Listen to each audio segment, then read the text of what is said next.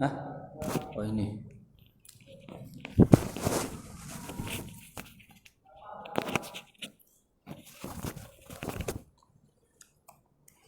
Assalamualaikum warahmatullahi wabarakatuh.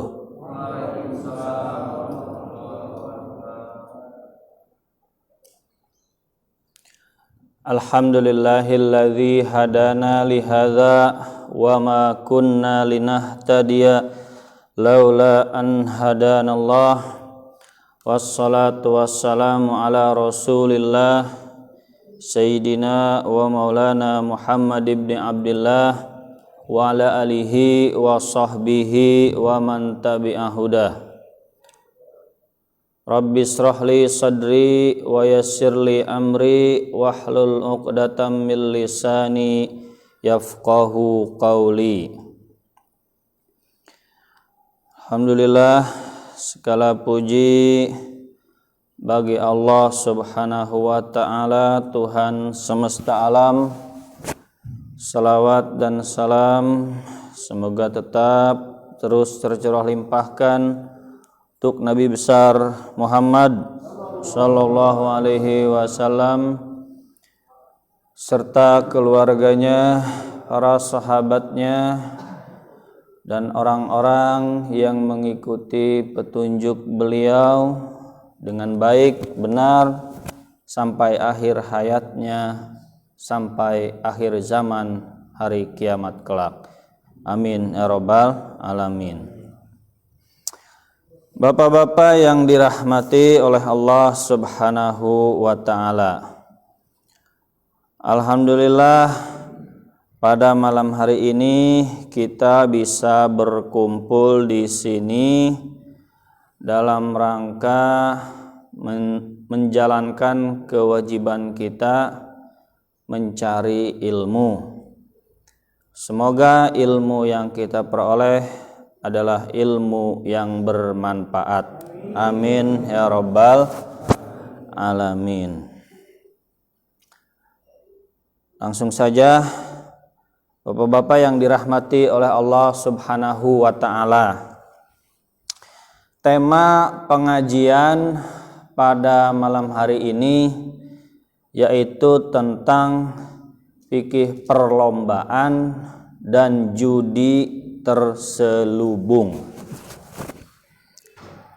Jadi membahas tema ini karena banyak aktivitas perlombaan di sekitar kita yang kita lakukan itu ternyata terindikasi adalah sebuah perjudian. Oleh karena itu sangat perlu membahas tema ini agar kita mengetahui halal haram dalam perlombaan. Yang namanya judi itu merupakan sebuah dosa besar. Haram makan hasil judi, dan juga haram judi itu disedekahkan. Jadi hasil judi itu haram dimakan, juga haram disedekahkan. Lalu diapakan hasil judi itu? Hasil judi itu harusnya dikembalikan kepada orang yang berhak, pemilik harta. Jadi menang judi itu serba salah, Pak. Dipakai haram, disedekahkan nggak dapat pahala. Harus wajib dikembalikan. Kalau memang tidak bisa dikembalikan karena orang yang kalah judi sama kita udah ngilang, kita nggak tahu kemana, nggak kenal juga orangnya, judinya apalagi judi online, maka jalan yang baik dan benar itu disedekahkan, tapi bukan atas nama kita. Jadi kita ibarat katanya membuang harta haram. Untuk apa? Untuk kepentingan umum. Misalkan apa kepentingan umum? Jalan, apalagi selokan. Intinya untuk kepentingan umum. Kalau memang orang yang kita ambil hartanya itu kita tidak kenal, tidak tahu di mana. Tapi kalau orangnya ada, maka hasil judi yang kita mendapatkan itu harus dikembalikan. Gitu. Dan dalam sebuah hadis dikatakan saking besarnya dosa judi itu diibaratkan orang itu melakukan suatu perbuatan yang menjijikkan, seperti dia mencelupkan tangannya ke dalam darah babi. Itu adalah suatu hal yang sangat menjijikan. Itu. Bahkan seorang ulama berkata bahwa sekedar berguyon, ada riwayatnya ya dalam hadis, sekedar guyon mengajak berjudi, hanya sekedar bercanda, belum dilakukan judinya, hanya sekedar guyon, yuk kita taruhan bola yuk, sekedar berguyon itu sudah berdosa, bahkan diwajibkan membayar kafaroh, ya, diwajibkan membayar kafaroh. Kafarohnya apa? Bersedekah. Tadi habis ngomong bercanda sama temen, kita taruhan yuk Italia versus Jerman, siapa nih yang menang? Bercanda doang, itu sudah harus menebus dengan kafaroh. Kafarohnya apa? Bersedekah. Ya cukup bersedekah senilai ya minimal lah 15.000. Gara-gara apa? Gara-gara guyon mengajak berjudi.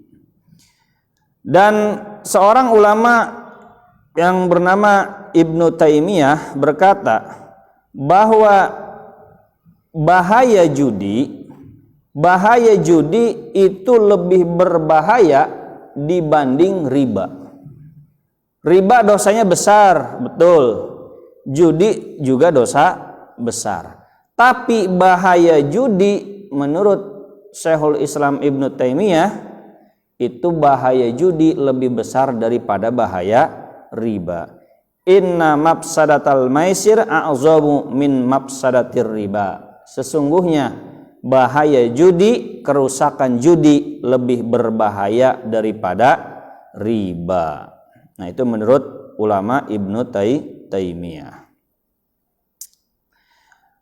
Nah, mari kita telaah gitu kan, tentang banyaknya perlombaan di sekeliling kita. Sebab bisa jadi Pak, banyak perlombaan yang sering kita lakukan ternyata itu merupakan judi tanpa kita sadari, nggak sadar. Kita nggak sengaja melakukan judi, nggak sengaja niat dari awal. Tapi ternyata setelah ditelaah menurut ilmu hukum fikihnya itu termasuk kategori judi. Maksud kita sih niat baik, tapi ternyata niat baik kita karena keawaman dalam hal ilmu agama malah terjerumus ke dalam perjudian. Kalaulah fikih riba itu viral, betul nggak? Fikih riba itu viral. Hampir semua orang Islam tahu riba itu haram. Gitu. Tapi kenapa fikih judi itu nggak viral? Maksudnya banyak orang yang nggak paham apa itu hakikat judi. Bagaimana judi menurut kriteria hukum Islam? Kalau riba sih ngerti, hafal ini riba, serba riba, ini riba, itu riba, gitu. Tahu dia aktivis anti riba. Tapi ternyata ketika ditanya tentang masalah perjudian, dia tidak paham. Oh ini judi ya? Kirain bukan judi. Berarti aktivis riba yang nggak paham judi. Aktivis anti riba tapi terjerumus ke dalam perjudian. Terhindar dari mulut harimau, masuk ke mulut buaya. Jadi kita harus paham semua Pak, karena semuanya juga merupakan syariat Islam. Riba, anti riba itu syariat Islam. Anti judi juga bagian dari syariat Islam. Jangan hanya viral di satu sisi saja. Viral anti riba tapi tidak paham anti judi. Gitu. Nah, dalam memahami fikih judi, kita ini jangan terkurung, terpenjara kepada gambaran judi klasik. Ini nih yang harus diperhatikan nih. Jadi dalam memahami fikih judi, kita jangan terkurung terpenjara kepada gambaran judi judi klasik. Misal nih, tergambar di pikiran kita yang namanya judi itu harus dilakukan di diskotik, di bar, sambil main dado, main gaplek, main biliar, sambil minum minuman keras, dikelilingi wanita, habis itu berantem ribut gitu. Kita jangan terpenjara, terkurung, memahami judi itu ya kayak gitu. Kalau bukan kayak gitu, masa sih judi? Nah, berarti dari awal, sejak awal pikiran kita itu sudah terpenjara, terkurung kepada pemahaman judi klasik. Judi itu ya di film-film Cina, film siapa sih? Jet Li, film ya pokoknya film-film Cina gitu. Judi itu gambarannya begitu. Kalau selain itu ya berarti bukan judi. Nah, berarti kita terperangkap, terpenjara, terkurung. Pemahaman judi itu hanya sebatas judi klasik, judi yang sudah tenar. Enggak seperti itu, Pak. Kalaulah riba itu berevolusi, berinovasi dari metode jadul rentenir keliling. Riba itu kan metode jadulnya apa? Rentenir keliling, keliling-keliling pasar, nyari siapa yang mau pinjaman. Lalu berevolusi jadi apa? Pinjaman online. Dari rentenir keliling berevolusi, berinovasi riba itu menjadi pinjaman online. Maka begitu pula dengan judi. Judi itu berevolusi, berinovasi. Tadinya judi klasik yang kita kenal, yang semua orang Islam pasti tahu itu judi, berevolusi, berinovasi menjadi judi online.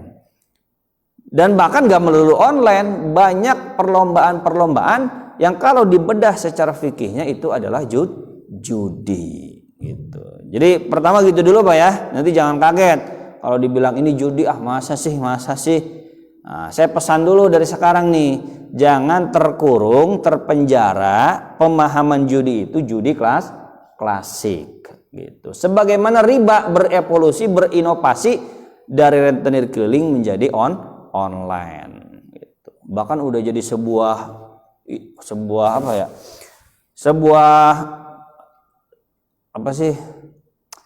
Sebuah institusi itu kan, institusi bank lah gitu, sebuah institusi. Tadinya kan rentenir keliling, tapi kan udah jadi institusi gitu, bank gitu, pakai dasi segala, ada komputer, tellernya juga cantik-cantik ya Pak ya, gitu. Tadinya jadul rentenir keliling, tapi berevolusi, berinovasi. Nah judi pun sama Pak, dikemas menjadi sesuatu yang sangat indah, yang sangat bagus, kelihatannya baik, tapi sebenarnya buruk gitu. Bahkan bisa juga judi berkalung sorban. Judi berkalung sorban. Kelihatannya sih agama, tapi ternyata judi. Itu, ya. Contoh nih, judi-judi yang termodern ya, yang terupdate, misalkan kayak Indra Kents itu ya, yang apa tuh murah banget gitu ya. Itu murah banget. Binomo gitu ya, sama apa lagi? Binomo, Biijah gitu, dan bi lainnya gitu kan. Binary option dan lain sebagainya gitu.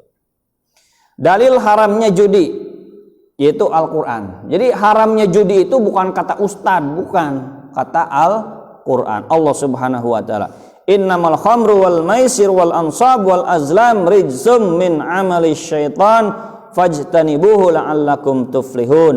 Hai orang-orang yang beriman, sesungguhnya minum khamr, berkorban untuk berhala, mengundi nasib dengan anak panah adalah termasuk perbuatan syaitan. Maka jauhilah perbuatan-perbuatan itu agar kamu mendapat keberuntungan. Nah di ayat ini jelas bahwa dikatakan mengundi nasib yaitu judi termasuk perbuatan syaitan gitu. Awal maisir itu judi, wal ansab gitu, termasuk perbuatan setan. Maisir, jadi judi itu bahasa Arabnya adalah maisir gitu. Atau ulama sering menyebutnya itu kimar.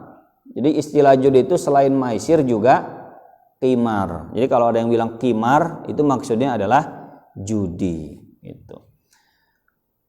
Dan judi itu juga diharamkan menurut sunnah Rasulullah SAW. Quran dasarnya, sunnah Nabi, dan juga ijma ulama. Semua ulama sepakat bahwa yang namanya judi itu haram. Tidak ada satupun ulama yang mengatakan judi itu halal, tidak ada. Semua ulama mengatakan riba itu haram. Tidak ada satupun ulama yang mengatakan riba itu halal. Judi itu haram, ijma ulama. Tidak ada ulama yang mengatakan judi itu halal. Paling mereka berbeda pendapat. Apakah ini kategorinya riba atau bukan? Apakah ini termasuk judi atau bukan? Ribanya sendiri, judinya sendiri, ulama sepakat haram. Barang siapa yang menghalalkan judi, menghalalkan riba, menghalalkan judi, menghalalkan riba, maka dia telah keluar dari Islam. Karena sesuatu yang disepakati haramnya dalam agama. Gitu. Nah, hikmah pengharaman judi. Ini pembukaan dulu Pak ya. Nanti contoh-contohnya nih belum panas ini. Gitu. Nanti panas yang bentar lagi. Gitu. Hikmah pengharaman judi. Hikmahnya, 1, yang namanya judi itu menimbulkan permusuhan. Betul nggak? Menimbulkan permusuhan. 2, yang namanya judi itu mengambil harta orang lain dengan cara yang zolim. Ngambil harta orang dengan cara yang zolim. Kita ini boleh ngambil harta orang dengan cara yang hak, boleh. Contohnya apa? Ya kita kerja dibayar. Berarti kan kita sama aja ngambil harta orang dengan cara yang benar. Saya udah kerja, minta upahnya. Boleh nggak? Boleh, karena mengambil harta orang dengan cara yang hak. Kalau riba, judi, itu namanya mengambil harta orang lain dengan cara yang zalim. Gitu. Terus yang ketiga, yang namanya judi itu menang ketagihan, kalah penasaran. Yang menang ketagihan. Wah, menang nih lumayan 2M. Ah, main lagi gitu. Yang kalah penasaran. Penasaran nih belum habis 2 triliun gitu terus-terusan gitu. Pokoknya sampai menang ya, kalah terus, nggak menang-menang gitu. Terus yang namanya judi juga melupakan Allah. Ada nggak orang yang judi sambil zikir? Subhanallah gitu. Allahu Akbar gitu. Nggak ada ya? Nggak ada. Menang alhamdulillahirabbil alamin gitu kan, nggak ada. Terus habis selesai judi pada berdoa gitu, nggak ada. Yang namanya judi itu pasti melupakan Allah. Terus yang namanya judi itu membuat orang malas bekerja. Orang malas bekerja karena dia berharap judi aja. Daripada kerja capek-capek mending judi. Terus yang namanya judi juga itu mengejar hayalan.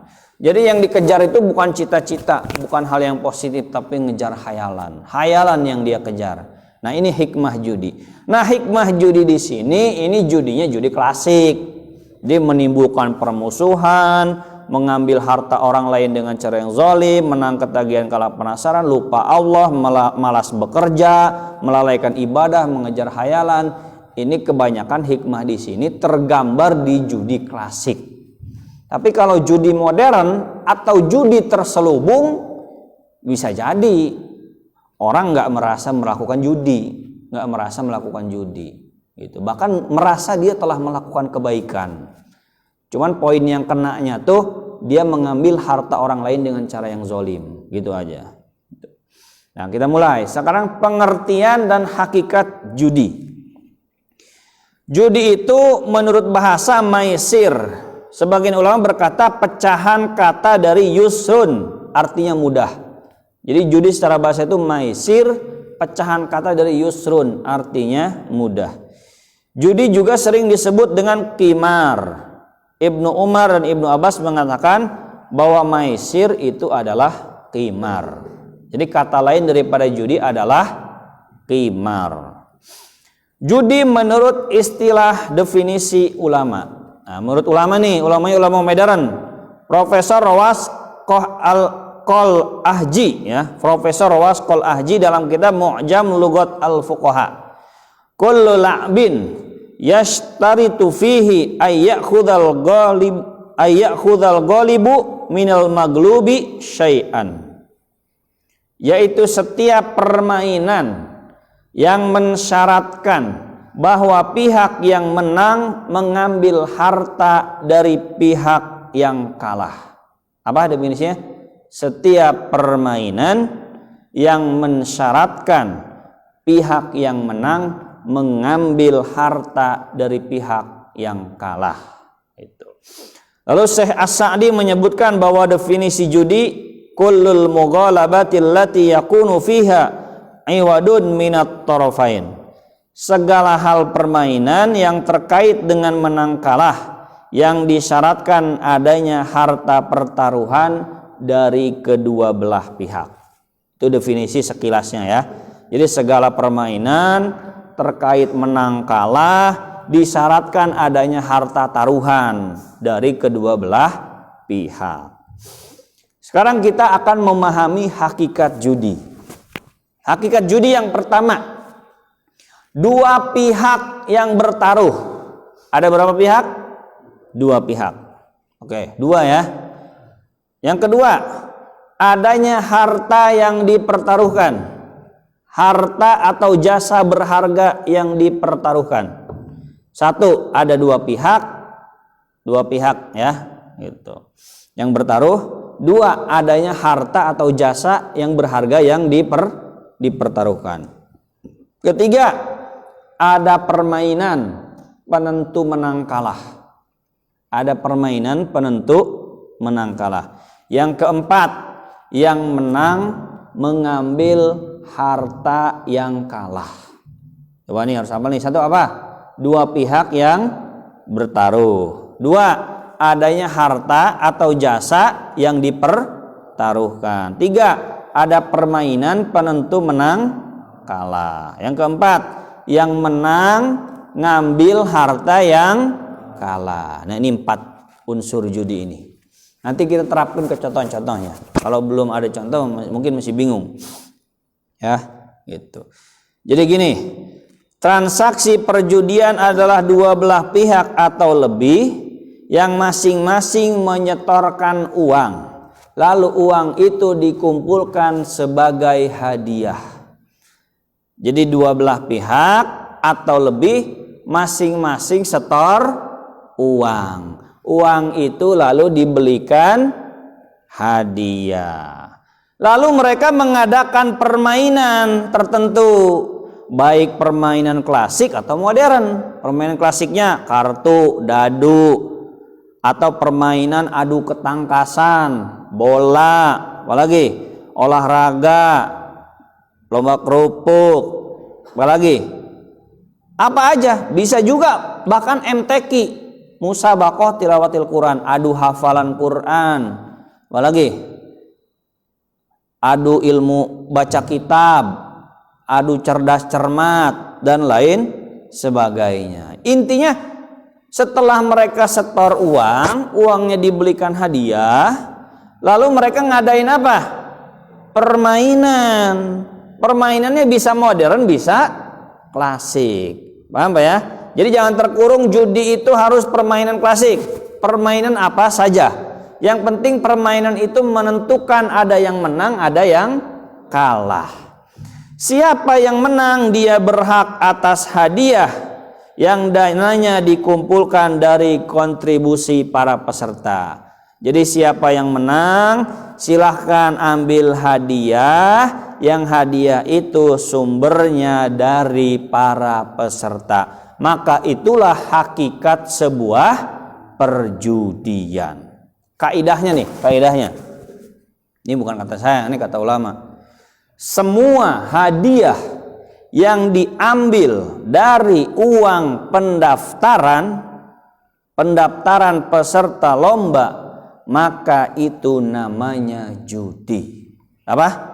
Semua hadiah yang diambil dari uang pendaftaran peserta lomba, maka itu namanya judi. Jadi judi itu intinya itu hadiahnya itu didapat dari apa sumbernya? Dari peserta lomba. Yang menang ambil itu hadiah, yang kalah berarti harus rela hartanya hilang diambil oleh yang menang. Jadi yang namanya judi itu mempertaruhkan sebuah harta, yang menang ambil harta lawan main yang kalah harus rela hartanya diambil oleh yang menang.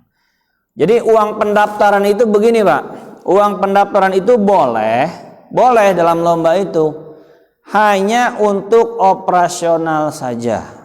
Misal nih, biaya daftar lomba berapa? 100.000. Semua peserta, semua ya, misalnya pesertanya ada 50, semua peserta per orang 100.000 kali 50 berapa juta tuh? 5 juta. Nah, semua peserta akan dapat satu kaos, masing-masing dapat kaos. Harganya kaos 35.000. Makan 2 kali berapa? 30.000. Minuman 2 botol. Totalnya 15.000 misalkan ini. Terus apalagi? Biaya peralatan. Ya biaya peralatan buat lombanya, misalkan bolanya, gawangnya gitu. Biaya bensin buat ngurus-ngurusnya gitu kan. Nah, total biaya operasional itu berapa? 100.000. Hadiah didapat dari mana? Dari pihak ketiga, bukan yang berlomba. Maka itu boleh. Jadi boleh ada biaya pendaftaran dengan catatan biaya pendaftaran itu bukan untuk beli hadiah, tapi biaya pendaftaran itu habis untuk operasional, untuk kaos, makan, minum, dan juga biaya peralatan. 100.000 itu betul-betul habis. Jangan begini, 50.000 operasional, 50.000 lagi per orang, sisa tuh 50.000 kali berapa? Kali 50, 2,5 juta. Nah, 2,5 juta itu untuk beli hadiah. Kalau 2,5 juta untuk beli hadiah, hakikatnya uang pendaftaran di situ adalah taruhan. Hakikatnya adalah taruhan. Uang pendaftaran sisa 50.000 itu taruhan. Permainannya itu untuk menentukan menang kalah. Yang menang ambil hartanya yang kalah. Yang menang dapat hadiah enggak? Dapat hadiah. Hadiahnya sumbernya dari siapa? Dari peserta yang kalah. Betul enggak? Nah, berarti terpenuhi unsur judi. Apapun lombanya. Walaupun itu lomba hafalan Quran. Walaupun itu lomba yang mubah, bola. Walaupun itu lomba makan kerupuk, walaupun itu lomba lari, apapun lombanya, jika hadiah sumbernya dari uang pendaftaran, maka itu adalah judi. Gitu. Jadi hadiah itu harus di luar dari uang peserta, Pak. Pas hadiah itu murni dari pihak ketiga. Yang dua pihak yang berlomba silahkan bayar pendaftaran untuk biaya operasional dan lain sebagainya, tapi hadiah murni dari pihak ketiga yang nggak ikut lomba di situ, dari pemerintah, dari sponsor, dari iklan, dari kas RT, kas RW, kas RT, kas RW dengan catatan bukan RT RW pada minta uang lomba, bukan, tapi sejak awal itu uang kas RT murni. Sebelum ada lomba, RT udah punya kas, paham ya?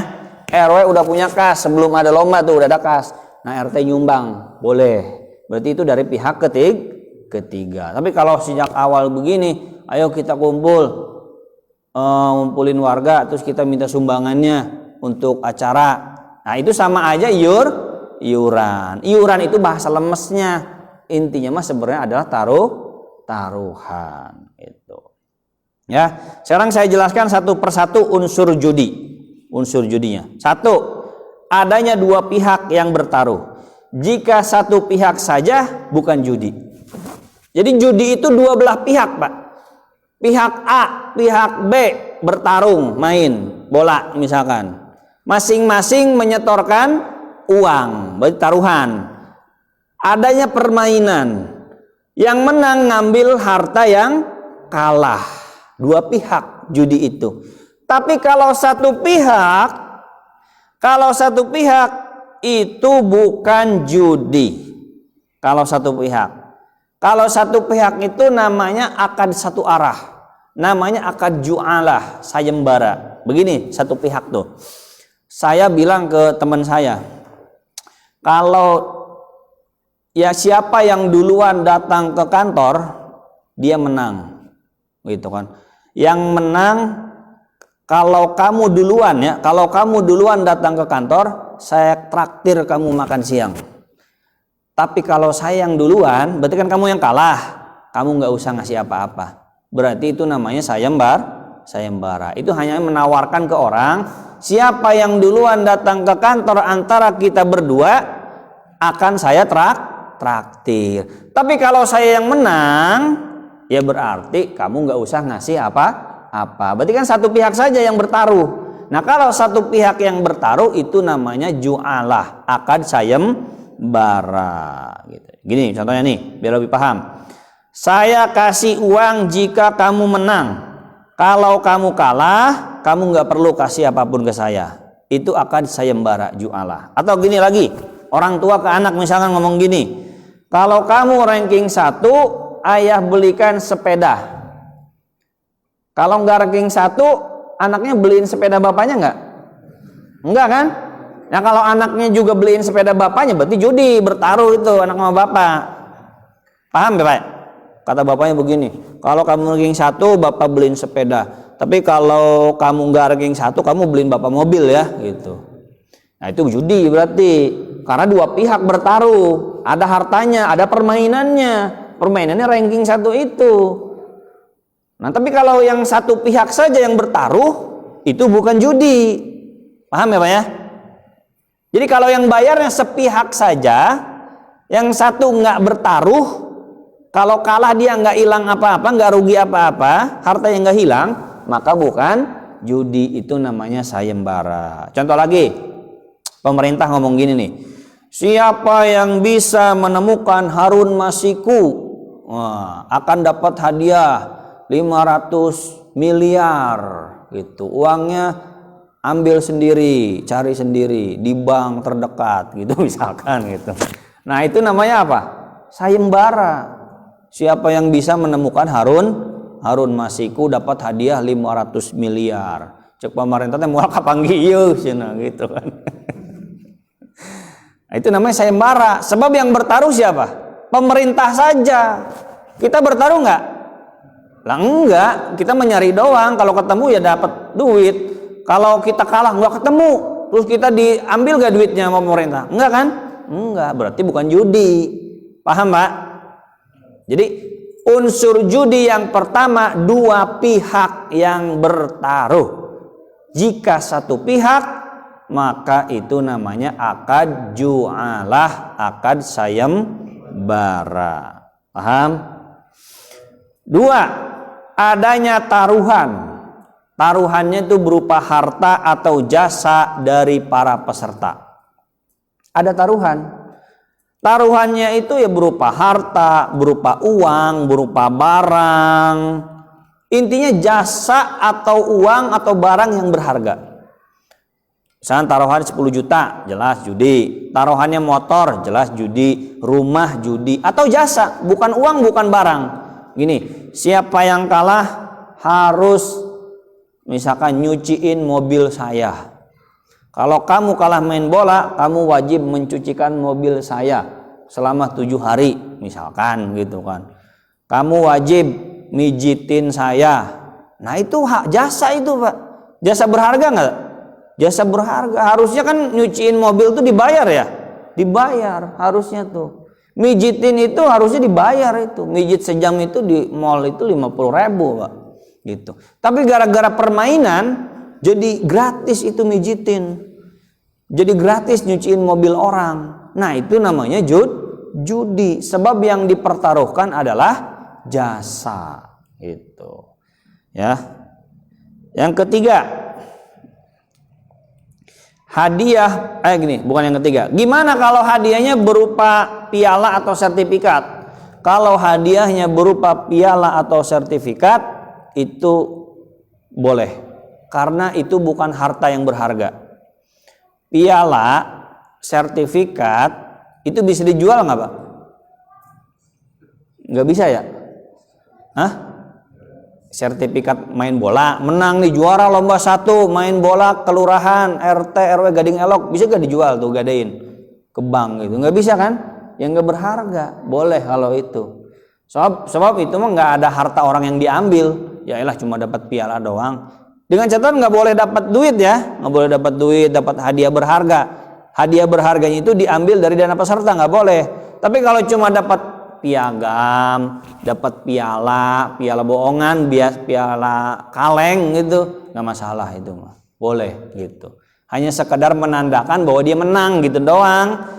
Yang lain juga sama, dapat makan, dapat kaos, cuma nandain oh ini menang, yang ini kalah, yang menang dapat sertifikat sama piala, udah gitu doang. Kalau misalkan dapat motor, dapat duitnya dari iuran peserta, nah itu judi, paham ya? Tapi kalau cuma sertifikat doang, piala doang, bukan judi gitu. Nah, yang ketiga ya, ada permainan sebagai penentu menang kalah. Ya tadi ada permainan, ada permainannya sebagai penentu menang kalah. Permainannya itu bebas, bisa permainan klasik atau permainan modern, atau bisa juga permainannya berbungkus agama. Ayo, di antara kita nih, satu masjid ini nih, siapa yang hafalannya paling banyak akan dapat hadiah 1 juta. Hadiahnya dari mana? Yuran 100 terkumpul misalkan 2 juta. Ayo kita adu siapa yang paling banyak hafalan Qur'annya. Wah, yang menang pasti Ustadz, mungkin begitu ya gitu. Nah, berarti Ustadz itu boleh ngambil duit dari situ kan? Nah, itu berarti judi. Walaupun yang dilombakan apa? Hafalan Al-Qur'an. Yang boleh itu hadiahnya dari luar peserta.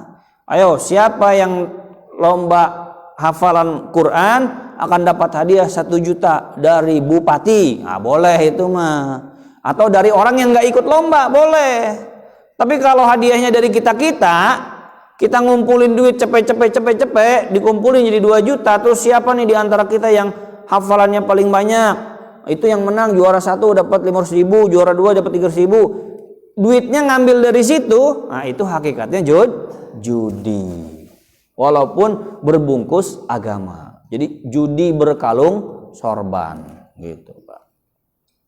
Yang keempat, unsur judi yang keempat, yang menang ngambil harta yang kalah. Ya tadi. Yang menang berarti ngambil harta dari mana? Sumbernya dari yang mana? Dari yang kalah, dari peserta yang kalah. Berarti yang menang ngambil harta dari yang kalah. Yang kalah nggak dapat apa-apa. Oh, berarti terpenuhi unsur judi, 4 unsur judi. 1, 2 pihak yang bertaruh. 2, adanya taruhan.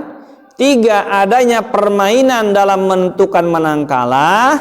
4, yang menang ngambil harta yang kalah. 4 ini terpenuhi, apapun lombanya, dia termasuk judi. Gitu, Pak. Nah, sekarang langsung ya contoh-contohnya. Sebelum contoh-contoh gini dulu. Orang mungkin bingung ya, masa sih judi? Ini mah bukan taruhan, Ustadz. Udah jelas dari awalnya juga ini mah namanya biaya pendaftaran. Itu mah Ustadz aja yang ngomong taruhan. Nah, orang dari awal dia terpengaruh kata-kata, gitu kan? Banyak orang nggak percaya sebuah lomba dikatakan judi. Padahal sudah terpenuhi unsur judi, kemungkinan mereka terpengaruh oleh kamuflase judi dan gambaran judi klasik. Dia terpengaruh oleh kamuflase kata judi. Kata taruhan diubah bahasanya menjadi kata-kata yang lain. Hakikatnya sih judi, tapi katanya dirubah menjadi kata-kata yang lain. Contoh nih, taruhan dirubah, nggak sengaja begini. Kita taruhan yuk, dirubah aja namanya. Bukan. Dari awal orang tuh nggak berpikiran merubah kata-kata, tapi emang pikirannya gini, oh ini mah apa? Biaya pendaftaran. Ini mah biaya registrasi, ini mah infak lomba, infak namanya juga tuh. Ayo kita siapa yang paling banyak hafalan Quran, infak 100.000. Yang menang ngambil duit yang kalah. Kan ngomongnya infak ya? Hakikatnya apa itu? Taruhan. Cuma ngomongnya aja infak, dilemesin gitu. Atau ini mah patungan. Nah gitu. Ini mah infak, ini mah patungan, ini mah sumbangan. Ini mah biaya top up, bukan judi. Ini mah main game saya top up. Nah duit saya habis. Kalau saya menang saya dapat hadiah. Bukan taruhan Ustadz, ini mah biaya top up. Terserah sia gitu kan. Mau namanya infak ke, mau namanya sedekah ke, mau namanya registrasi ke, mau mahar ke, mau apa ke lah, mau kakek-kakek ke gitu kan. Intinya hakikatnya adalah taruhan. Sebagaimana riba, banyak kata-kata kamuflasenya. Ini mah bukan bunga, ini mah uang terima kasih. Ini mah uang administrasi, ini mah bunga, intinya mangan ngomongnya administrasi. Ini mah uang syukur katanya, uang terima kasih, uang lelah, uang bagi hasil, uang jasa. Intinya orang awam terpengaruh jadi bingung. Bukan riba ini mah katanya, ini mah administrasi. Oh administrasi ya, ya udah jadi boleh gitu. Ini mah uang lelah katanya, uang terima kasih, uang denger ya macam-macam gitu. Sebagaimana riba banyak kamuflasenya, judi pun begitu banyak kamuflasenya. Kamuflase itu akal-akalan doang, berubah nama gitu. Nah sekarang macam-macam judi terselubung. Langsung kita kepada contohnya. Isa jam berapa sih? 07 ya. Ini judi yang terkenal nih ya. Islam KTP pun pasti tahu. Togel, judi bukan Pak? Judi, nggak perlu ngaji itu udah tahu pasti itu. Taruhan bola, judi bukan? Judi. Permainan bayar, taruhan di bar, di diskotik, judi bukan? Judi. Adu binatang tuh, adu ayam, yang menang nanti dapat hadiah, judi bukan? Judi. Adu domba, adu kerbau, ya. Itu judi. Nggak perlu belajar agama, nggak perlu. Jadi Islam KTP kan orang kafir juga tahu itu judi, nggak perlu ngaji itu mah. Nah kebanyakan orang taunya ini doang. Kalau dibilang ini judi kagetan. Masa sih? Ini ustadznya nih kayaknya nggak bener nih, salah paham kayaknya nih ustadznya gitu. Padahal ya emang judi karena terpenuhi unsur judi. 1. Jajanan anak berhadiah, beli permen telur cicak, itu judi itu. Beli permen telur cicak. Tahu nggak permen telur cicak? Pernah kecil nggak Pak? Pernah kecil kan? Pak langsung gede gitu? Enggak ya? Pernah kecil. Ada telur cicak tuh. Harganya 1. Saya udah lupa harganya sekarang, misalnya gope. Permen telur cicak kan paling 2 biji. Masa harganya gope? Ya kan? Hakikatnya tuh sebenarnya tuh bukan beli permen telur cicak. Hakikatnya tuh beli itu supaya dapat hadiah. Permen telur cicak mah hanya kamuflase aja, permainannya aja. Hakikatnya sih gini anak-anak tuh. Nih uang gopeknya, ya saya taruhan uang gope. Penjual warung taruhan apa? Taruhan hadiah. Permainannya apa? Ngambil telur cicak. Telur cicaknya di situ ada nomornya. Kalau nomornya pas dengan nomor hadiah, berarti dapat hadiah. Hakikatnya tuh anak tuh bukan beli telur cicak, permen telur cicak. Karena harga permen telur cicak dengan uang tidak sebanding, Pak. Tidak sebanding. Kecuali sebanding harga telur cicaknya 100 perak, anak ngeluarin 100 perak. Kalau beruntung dapat hadiah, boleh. Tapi kalau harganya di markup, itu hakikatnya adalah taruhan. 2. Permainan kelereng. Main keleci, main kelereng itu judi. Judinya di mana? Ada harta yang dipertaruhkan nggak? Apa? Kelereng. Iya bagi kita, kelereng itu apa sih, nggak berguna gitu kan, nggak penting. Bagi anak-anak harta bukan Pak? Belinya pakai daun atau pakai duit? Pakai duit ya? Itu saya dulu waktu kalah main kelereng nangis itu, ngambek Pak gitu. Harta itu berharga bagi anak-anak tuh Pak. Harta yang dipertaruhkan ada, permainannya ada nggak? Ada. Dua pihak bertaruh nggak? Bertaruh. Yang menang ngambil harta yang kalah nggak? Benar, yang kalah. Judi bukan? Judi. Kita ini dari kecil udah dilatih jadi penjudi Pak. Gitu. Bener ini. Cuman yang namanya anak-anak itu nggak dosa. Kenapa nggak dosa? Karena masih kecil. Gitu. Coba kalau yang main kelerengnya kita nih, misalnya si Abah main kelereng gitu, wah, ayo dus-dusan gitu, menang nyokot anu kalah anu eleh, nah judi lah, balik mau kaleci loba sakarung gitu, kemenang orang menang kaleci. Nah, kalau kita dosa, tapi kalau anak-anak ya nggak dosa. Tapi judi itu Pak, terpenuhi 4 unsur judi gitu Pak. Ya, 3, main capit boneka. Judi itu. Masa cuma main begitu doang bayar 5.000? Itu bukan sewa mainan itu. Itu hakikatnya 5.000 tuh uang taruhan. Pembeli apa ya? Pemirsa apa tuh namanya itu? Orang lah gitu ya, taruhan duit. Yang punya mesin taruhan boneka. Permainannya capitan itu. Kalau kita kalah ya duit kita diambil kan? Diambil. Enggak, itu mah sewa. Sewa itu harus sebanding dengan jasa. 5.000 masa cuma gitu doang? Apa iya nyewa main begitu doang? Bukan itu, bukan sewa. Hakikatnya adalah judi. Pak, tahu kan ya permainan capit boneka Pak? Pernah ke Time Zone kan? Apa di sini juga ada kali ya? Hah? Di Alpa. Gitu. Ini bukan kata saya, ini mah gitu kan. Kata Ustaz Iqbal lagi. Permainan capit boneka itu termasuk judi. Gitu. Yang kalah traktir. Ayo, di antara kita siapa yang kalah, entah itu tebak-tebakan atau apapun, traktir. Itu judi. Taruhannya ada, yang menang ada, permainannya ada. Yang menang ngambil harta yang kalah. Itu judi. Jadi nggak usah ada tebak-tebakan, yang kalah traktir, nggak usah ada permainan begitu. Kalau mau traktir aja, nggak usah. Yang kalah traktir, yang menang berarti ditraktir. Itu judi. 5, SMS berhadiah, judi itu. Sebab harga SMS-nya lebih mahal. Harga SMS biasanya saya udah nggak pernah SMS lagi, nggak tahu. 1.000 misalkan harga SMS, jadi 10.000. Gara-gara kita reg spasi apa gitu ya, ikut misalkan lomba waktu audisi apa, ayo kirimkan SMS sebanyak-banyaknya, yang paling banyak SMS dia nanti akan dapat undian berhadiah. Nah, itu judi itu. Sebab harga SMS itu nggak wajar.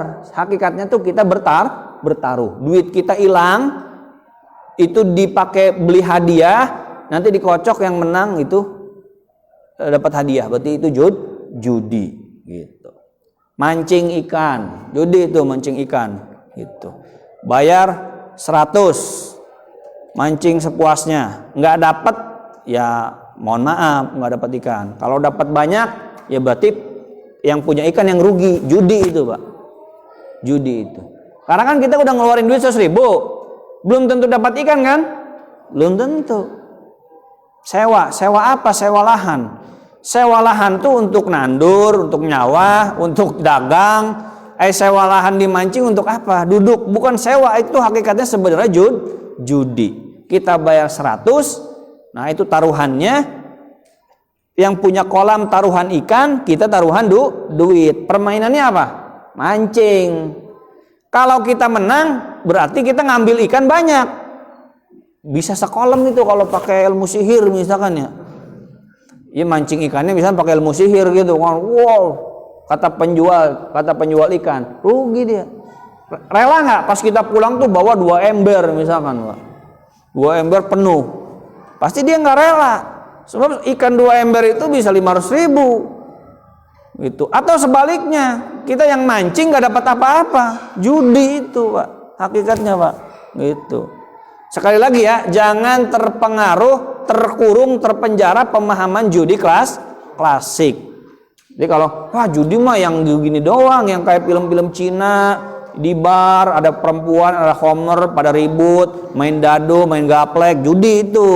Masa ini judi sih? Ya berarti terkurung, terpenjara ke dalam pemahaman gambaran judi klasik. Musabaqah tilawatil Quran bisa judi kalau apa? Hadiah diambil dari iuran peserta. Jalan sehat berhadiah. Daftar nggak? Bayar nggak? Bayar. Buat apa bayar itu? Misalkan bayar 200.000, misalkan ini mah nih haji titik-titik kap misalkan gitu kan. Bayar 200.000, dapat apa? Kalau 200.000 itu senilai, dapat kaos, dapat apa? Minuman, makanan, dapat motor. Ya nggak mungkin ya. Misalkan seimbang lah 200.000 itu, jangan dimahal-mahalin, jangan. Seimbang 200.000 itu sama aja kita beli hadiah dari pihak luar, boleh. Tapi kalau 200.000 sebenarnya buat kita cuma 100.000 lagi per orang dialokasikan untuk hadiah mobil, motor, umroh bahkan hadiahnya, maka itu adalah judi. Paham? Gitu. Udah bisa ya? Udah gitu Pak ya. Ini masih banyak sebenarnya Pak ya. Mohon maaf apabila ada kesalahan dalam penyampaian atau ada yang ingin dipertanyakan, nanti bisa langsung ke saya. Yang benar datang dari Allah Subhanahu wa taala, yang salah datang dari diri saya pribadi. Hadanallahu wa iyyakum ajmain. Wassalamualaikum warahmatullahi wabarakatuh.